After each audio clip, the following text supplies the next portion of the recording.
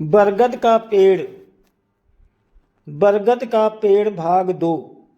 मामा जी इस बात से थोड़ा परेशान हुए और बोले, अब क्या करें भैया, अब कैसे क्या होगा, थोड़ा समय दो, अभी बताते हैं क्या करना है और क्या होगा। उन्होंने खुद पर विश्वास रखते हुए मामा जी से कहा और वार्ड के दरवाजे पर ही बैठ गए। आने जाने वाले उन्हें देख रहे थे। फिर एक नर्स आई और उन्होंने उनके बाहर बैठे रहने का कारण पूछा।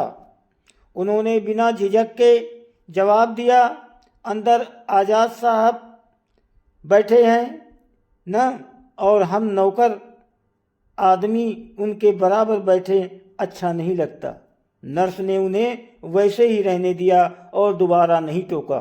थोड़ी देर तक उन्होंने अपना कुछ धीरे धीरे मंत्र जाप किया और फिर वहीं बैठे रहे। मामा जी ने उनके पास जाकर पूछा, भैया क्या हुआ, कुछ हल नजर आया? भैया ये शक्ति बहुत विकट है, 12:30 बजे तक अगर ये लड़का बच गया तो फिर ये नहीं मरेगा अपने बुढ़ापे तक। अभी इस शक्ति से हम टक्कर नहीं ले सकते।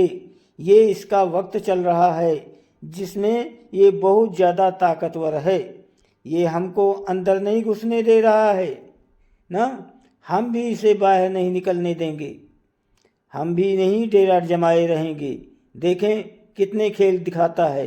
इतना कहकर वो फिर से अपने किसी मंत्र को शांति से पढ़ने लगे और मामा जी वापस जाकर बैठ गए।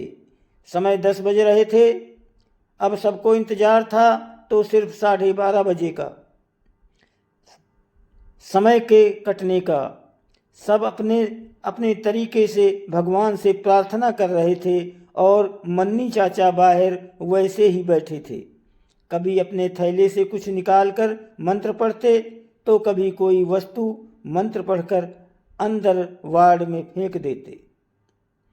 बेचैनी और बेबसी की वजह से वो 2.5 घंटे किसी 2.5 दशक जैसे लग रहे थे।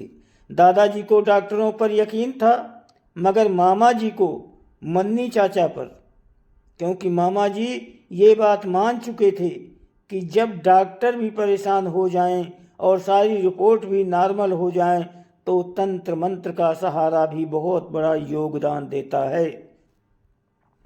बाहर बैठे हुए मन्नी चाचा की बेचैनी देखी जा सकती थी। कोई भी ज्ञाता ये देखकर जान सकता था कि वहाँ बैठे आदमी की बेचैनी किसी आम आदमी के बेचैनी से अलग थी। ये बात वहाँ काम करने वाली एक दक्षिण भारतीय नर्स जान गई। वो वार्ड में जाते वक्त मन्नी चाचा से बोली, अंकल तुम यहाँ तंत्र मंत्र कर रहे हो ना, हमको ये सब पता है बेटा। अब जान गई तो दोबारा यहाँ मत आना, क्योंकि कुछ शक्तियाँ अनजान को माफ़ कर देती हैं लेकिन जानकार के लिए खतरा बढ़ जाता है। मन्नी चाचा ने आराम से नर्स को समझाते हुए सच्चाई से अवगत कराया। वो नर्स ये बात सुनकर डर गई और दोबारा उस जगह दिखाई नहीं पड़ी। मामा जी और मन्नी चाचा पर मानसिक दबाव बनता जा रहा था। एक चूक या लापरवाही अगर होती तो 2 जाने जाती, एक जो पहले से गिरफ्त में थी और दूसरी जो उससे टक्कर ले रही थी। किसी तरह से तो 12 बजे तक का समय कट गया। मौसी जी और मौसा जी खाना लेकर अस्पताल आ चुके थे, लेकिन अब जैसे जैसे उसका प्रबल समय खत्म हो रहा था उस शक्ति ने अपना खेल दिखाना शुरू कर दिया। भैया की सांसें ऊपर नीचे होने लगी, आंखें पलट गईं। उनकी खुल आंखों में सिर्फ सफ़ेदी नज़र आ रही थी, आंखों की पुतली दिखाई नहीं दे रही थी। हाथ पैर झटके खाने लगे थे। डॉक्टर को बुलाया गया। जल्दी से जल्दी 3-4 डॉक्टर और प्रोफेसर अंदर गए और बाकी सबको बाहर किया गया। डॉक्टर अपनी पूरी कोशिश में लगे थे और कोई कसर नहीं छोड़ रहे थे। उनके मंत्रोच्चारण लगातार चल रहे थे। मौसी जी को रो रो कर बुरा हाल हो गया हुआ जा रहा था। डॉक्टरों ने भैया के हाथ पैर पकड़े हुए थे और एक डॉक्टर उसके सीने को लगातार दबा रहा था, अपना पूरा जोर लगाकर। तभी अचानक अंदर से भैया के चिल्लाने की आवाज़ आई, मम्मी मम्मी। ये सुनकर मौसी जी तुरंत वार्ड की तरफ दौड़ पड़ी, मगर मन्नी चाचा ने उन्हें अंदर जाने से मना कर दिया। लेकिन पूरे 24 घंटे बाद भैया की आवाज़ आई थी, इसलिए वो अंदर जाने पर आमादा हो गई। मन्नी चाचा ने मामा जी से कहकर उन्हें वहीं रोक दिया और समझाया कि अगर ये अंदर चली गई फिर ये लड़का तो बच जाएगा, मगर हम इनको नहीं बचा पाएंगे, क्योंकि अंदर से जो आवाज़ आ रही है वो छलावा है, किसी और को अपना शिकार बनाने के लिए। तुम्हारे परिवार से तुम्हारा लड़का तो अभी भी बेहोश है। मन्नी चाचा के लिए ये परीक्षा की घड़ी थी। दूसरी तरफ डॉक्टरों को इस बात से थोड़ी सी आशा नजर आई और वो अपने पूरे दिल जान से जो हो सकता था कर रहे थे।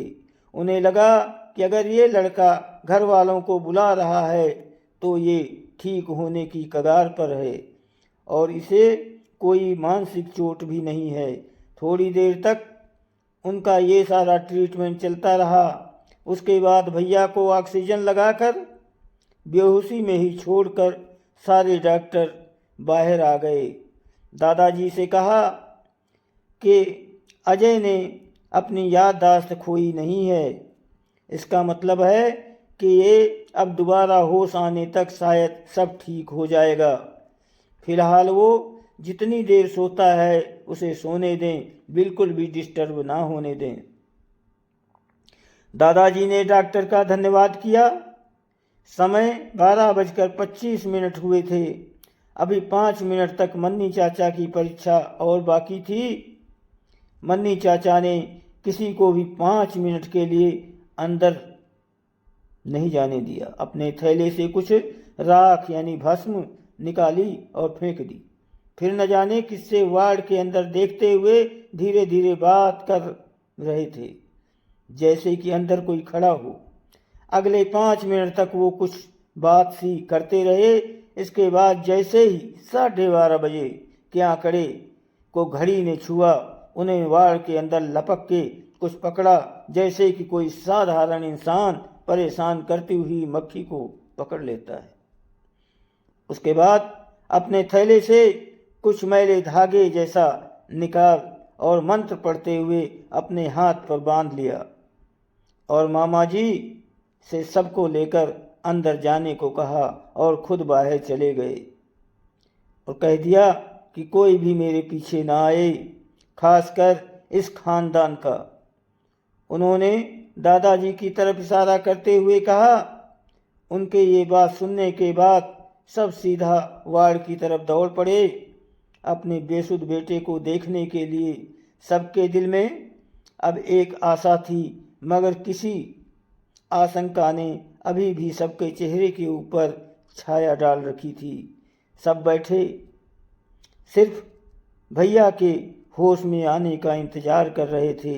वहाँ से निकलने के बाद मन्नी चाचा दोबारा लौटकर अस्पताल नहीं आए, मगर उन्होंने एक वार्ड के कर्मचारी से खबर भिजवा दी कि वो मामा जी से बाद में मिलेंगे।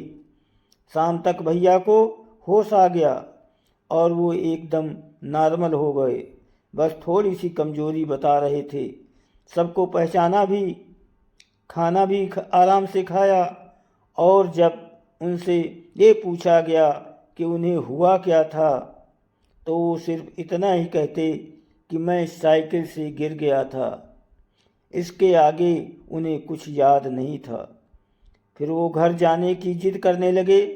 शाम तक डॉक्टरों ने कुछ नहीं कहा, मगर प्रोफेसर ने घर जाने की इजाज़त दे दी और कहा कि अगर इसे थोड़ी सी भी कोई परेशानी होती है तो इसे तुरंत हॉस्पिटल ले आएं, वरना सिर्फ नियमित चेकअप के लिए 5 दिन तक ले आएं।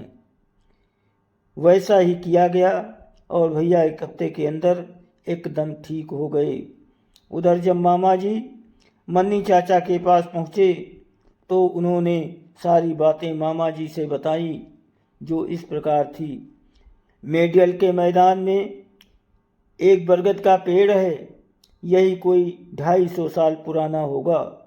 जब ये दोनों भाई सुबह खेलने गए थे तो ये उसके नीचे भी बैठकर खेलते थे और उस बरगद पर वास करने वाली आत्मा थी और ये छोटा लड़का उसी की चपेट वो शक्ति चाहती थी तो दोनों को वहीं पर ख़त्म कर सकती थी। मगर दोनों बच्चे हैं, इतना ही नहीं वो ज़िंदगी भर के लिए इससे होता कि ये अपने बुढ़ापे तक या फिर जब तक इसकी ज़िंदगी है तब तक उसी का बन के रहता, जिंदा लाश की तरह। मामा जी ने माना और फिर एक प्रश्न किया, तो फिर मन्नी भैया इसे काबू कैसे किया? उन्होंने कहा भी उत्तर दिया, ये शक्ति यहाँ सब जगह घूमती है आज़ाद होकर, कोई इसे यहाँ से ना हटा सकता है और ना ही इसे पकड़ सकता है। पहले हमने उस वार्ड को बांध दिया जिससे वो बाहर ना आ सकी। फिर हमने उसको ये धमकी दी कि अगर उसने इस बच्चे को नहीं छोड़ा तो फिर उसे इसी पेड़ पर बांध देंगे, हमेशा रहना पड़ता। इसलिए उसने अपनी आज़ादी के लिए मामा जी से अगला सवाल पेश कर दिया, भैया वो शक्ति आखिर थी कौन सी? इस सवाल पर मन्नी चाचा मौन खींच गए और मामा जी द्वारा बार बार प्रश्न करने पर सिर्फ इतना कहा कि आम इंसान के लिए उसका नाम लेना ठीक नहीं है। उसने मुझसे वचन लिया है कि मैं उसका अस्तित्व किसी को न बताऊं, मगर सिर्फ इतना जान लो कि वो शक्ति बरम के आसपास की है। ये सुनकर मामा जी का गला सुर्ख हो गया और उन्होंने आगे कोई प्रश्न नहीं किया, बस थोड़ी देर वहाँ रुके और वापस घर चले गए। मुझे ये घटना मामा जी ने ही बताई थी। मैंने मन्नी चाचा की क्रियाओं के बारे में पूछा तो उन्होंने कहा कि मन्नी चाचा ने कभी किसी के साथ अपने राज नहीं बांटे, इसलिए ये बात बताना मुश्किल है कि जब मैंने उनसे पूछा कि बरम क्या होते हैं तो उन्होंने मुझे सिर्फ इतना बताया कि बरगद के पेड़ों का अस्तित्व इन बरम पर ही निर्भर करता है। इसलिए अगर कभी मेरा उस तरफ आना जाना हो तो उस बरगद के पेड़ की जय कर लूं। एक शक्ति नहीं, एक 250 साल का बुजुर्ग समझकर आज भी अक्सर आते जाते मुझे वो पेड़ दिख जाता है तो सिर्फ जय हो के सिवा न कोई नाम और न कोई और शब्द मन में आता है। दोस्तों वीडियो को लाइक सब्सक्राइब करो। आपको धन्यवाद।